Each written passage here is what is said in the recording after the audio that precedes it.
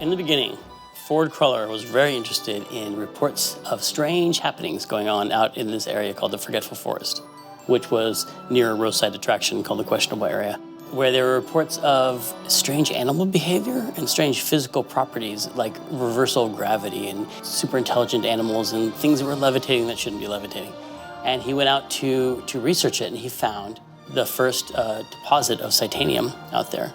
And he knew he needed help both digging it up and studying it. And the first person he recruited to help him was Otto Metalis, who was a scientist who was a very good engineer, and Otto was interested in seeing how these pieces of Psychonium could be used in machinery to make gadgets that use psychic behaviors and amplified those and worked with those.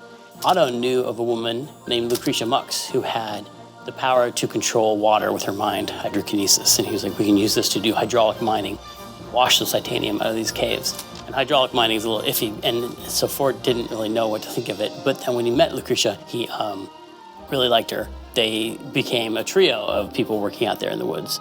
And eventually Ford just kept adding to this group, finding Compton Boole, who was famous for his work in psychic connection with animals. Be able to talk to the animals. He would sometimes get overwhelmed if there were too many animals around, but he was able to communicate with them and sometimes control their behavior. Ford also heard legends of Bob Zanotto. Bob was able to psychically talk to, communicate with, and control plant life. Then there was Helmut Fulbear, who was someone who would put on grand performances, these one-man shows he called the Psychodacy, where he would use his psychic abilities to communicate with the audience and tell his life story. So psychic powers in the arts was his specialty. There was a well-known self-help author named Cassiopeia who wrote a book named Mind Swarm. You know, people say that we only use like 1% of our mind. What if you could use 100% of your mind? And Cassie was like, what if you could use 100% of your mind and split it so it's like 100 different minds and use your neurons of your mind like bees in a swarm?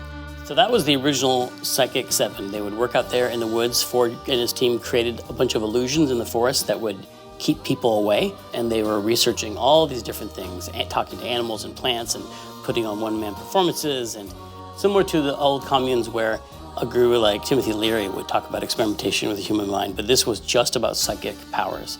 It was very peaceful and isolated until there was an international cry for help.